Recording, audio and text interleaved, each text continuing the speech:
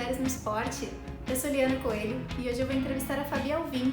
Ela é ex-atleta de vôlei, bicampeã olímpica e uma das maiores líberos da história.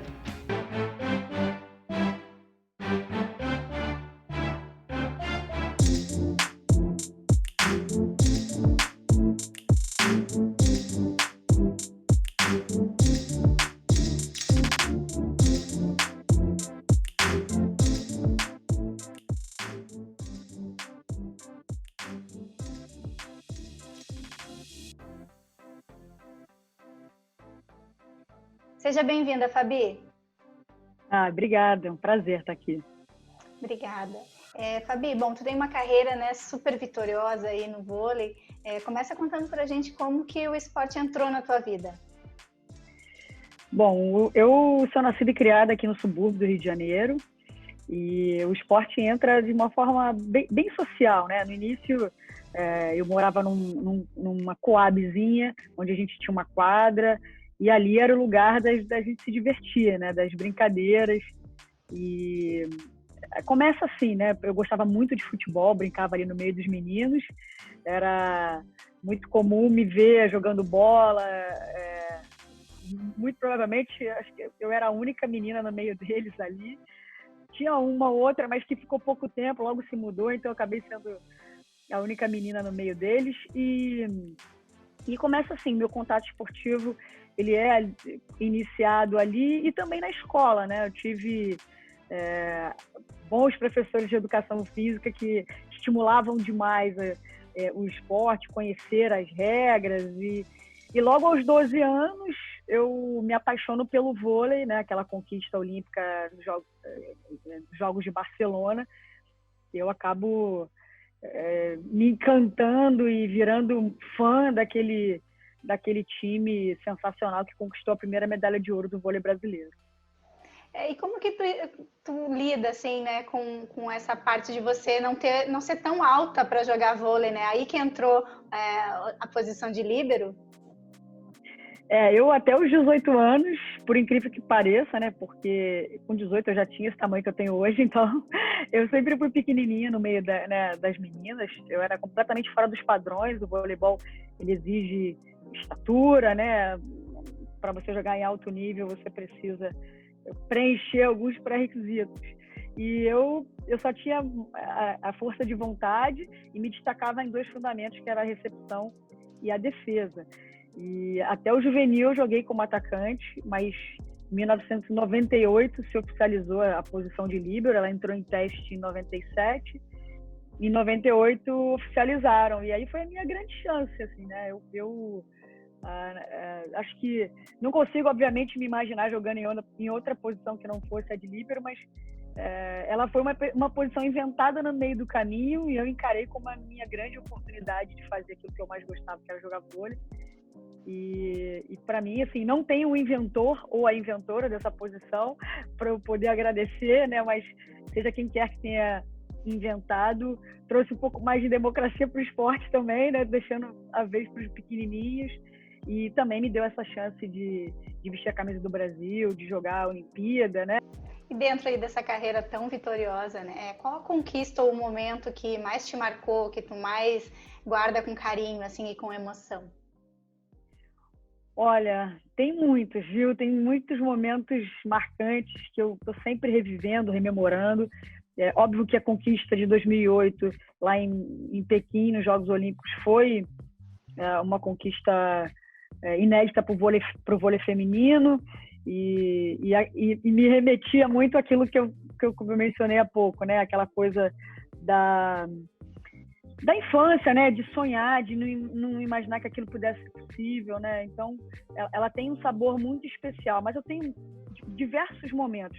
Eu acho que eu conseguiria destacar também a minha primeira Superliga em 1998, jogando pela equipe de Macaé, que também é do interior do Rio, que eu não tinha a menor ideia, eu ficava vendo tudo aquilo pela televisão, que era disputar um campeonato brasileiro, uma Superliga.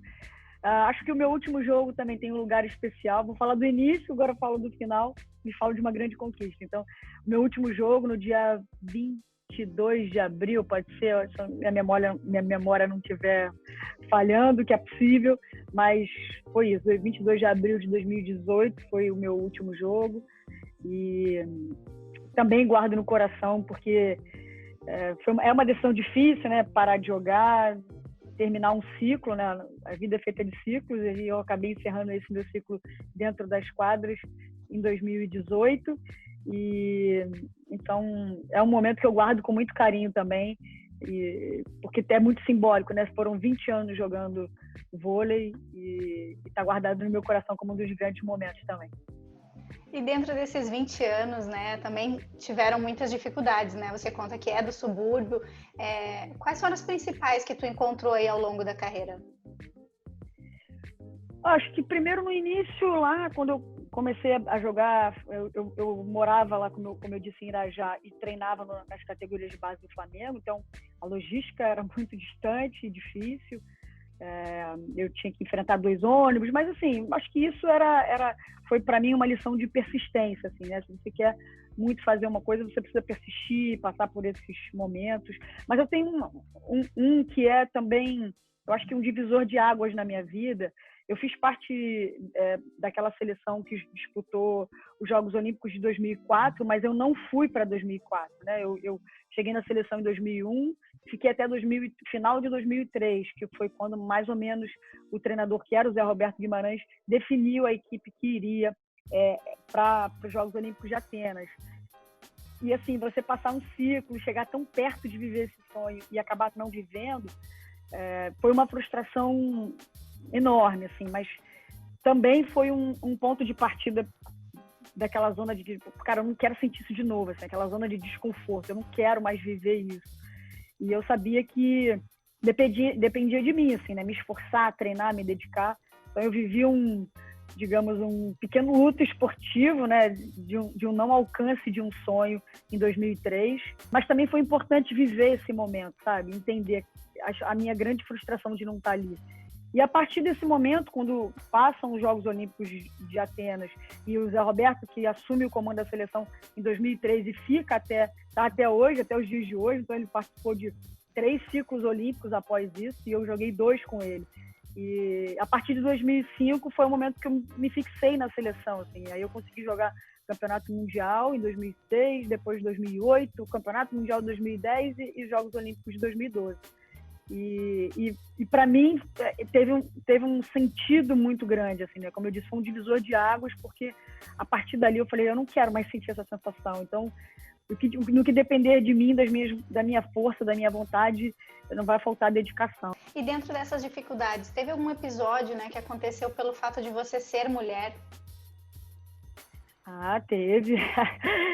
Talvez tenha sido isso que uma das coisas que mais me incomodaram, assim. Quando a gente fala, a gente teve algumas derrotas, inclusive em 2004, que foram derrotas difíceis de serem explicadas, derrotas difíceis de serem digeridas também, porque o Brasil chegou a ter uma vantagem enorme, né, 24-19, para poder fechar o jogo, ou seja, precisava de um ponto. A Rússia fez o improvável, que foi virar aquele set e depois virar o tie-break. E a gente foi muito marcada, assim, como uma geração que amarelava nos momentos decisivos. Mas o que incomodava não era esse tipo de crítica, o que incomodava não era o fato das pessoas criticarem a forma que a gente perdeu, né? Que eu acho que isso tudo faz também parte do jogo. As críticas fazem parte do jogo e, às vezes, são de suma importância para a gente refletir, né, sobre um outro ponto de vista. Mas o que me incomodava era quando essa discussão caía para o campo do gênero, né? A gente viveu durante um período o vôlei feminino e masculino ganhando bastante competições, mas o masculino ganhou a Olimpíada e a gente não, e aí vinha sempre essa coisa, porque os homens estão mais fortes psicologicamente, na hora decisiva as mulheres não conseguem, tem essa dificuldade, e isso é que eu acho que mais machucava, assim, isso doía, quando essa discussão passava do campo técnico para o campo do gênero. E pós 2004 a gente viveu maus bocados aí com essa desconfiança das pessoas por conta de nós sermos mulheres. E depois da conquista de 2008, que aliás em 2008 foi interessante, o Brasil ganhou 3 medalhas de ouro E as mulheres ganharam duas, né? Foi a Mauro Imagem, o vôlei feminino, e o César Cielo. Então, foi interessante, assim como parece que era uma coisa meio de afirmação mesmo das mulheres.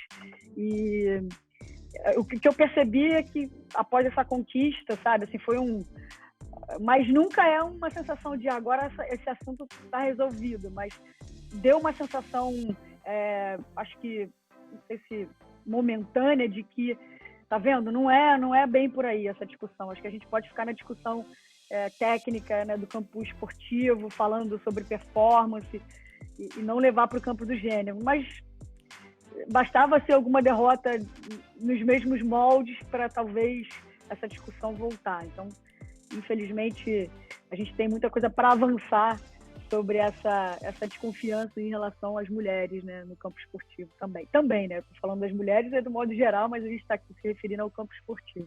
Sim, além do machismo, tem a questão do preconceito também, né? Agora em junho a gente comemora o mês do orgulho LGBT+, né? Como que tu lida com preconceito? Você acha que por ser uma referência no esporte, te ajudou de alguma forma? Olha, Eliana, assim que eu comecei a me sentir mais confortável comigo mesma, né? Assim, eu sou uma família homoafetiva hoje, há quase 7 anos, né? Eu vivo com a minha mulher, então eu consigo falar com muita naturalidade sobre todos os assuntos, né? Até estava há pouco tempo fazendo uma entrevista para falar um pouco disso, né? De como foi o início, de como era falar sobre sexualidade, né? Como era falar disso de uma forma tranquila, né? Normatizando uma situação.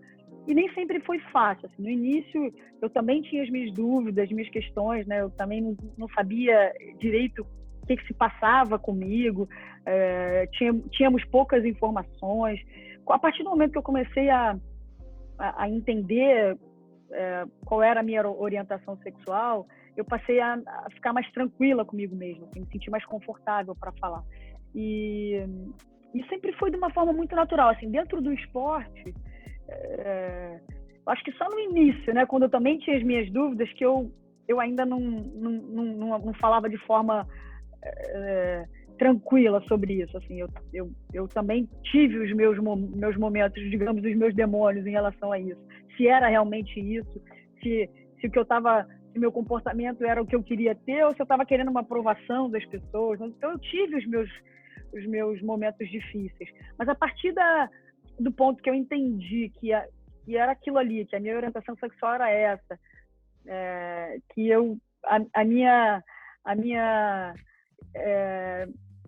escolha de vida era viver mais livre, de falar sobre as coisas de forma mais aberta, eu não percebi muita dificuldade, não. Eu tinha os meus temores, né, do que isso poderia acrescentar, mas eu falava, caramba, eu sou uma atleta, sou esportista, eu vivo da minha performance.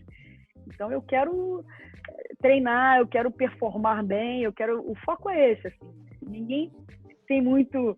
A minha vida pessoal não importa muito para as pessoas do campo do julgamento, né? Tanto que eu sempre fui muito discreta ao longo da minha vida, assim, mas não por medo. Eu acho que era a minha forma de viver, assim.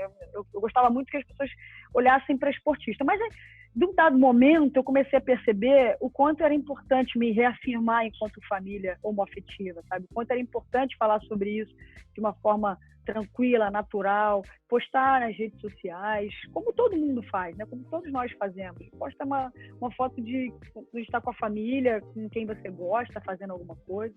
Então, eu passei por esse processo assim, momentos difíceis, meus temores, e a partir do momento que eu falei, cara, tá tudo bem, foi uma libertação, e aí as coisas, acho que eu me preocupei menos com as reações e com o que as pessoas iam dizer, e muito mais com a minha felicidade e com a minha família. Que legal, que bom. E ano passado essa família cresceu, né? Chegou a tua filhinha. Qual que é a parte mais difícil aí? É ser mãe ou é ser atleta? Não, jogar vôlei é bem mais fácil, muito mais fácil. Então, a chegada da Maria, a Maria nasceu em julho, vai fazer 1 aninho na quinta-feira que vem. E, nossa, impressionante, estava falando isso com minha mulher ontem, né? Quase 1 ano chegando e tantas coisas, né, aconteceram. tantas dúvidas, né? Eu tinha muita vontade de ser mãe, de formar minha família, mas junto disso vinha também, caramba, será que eu vou dar conta? Será que eu vou ser capaz?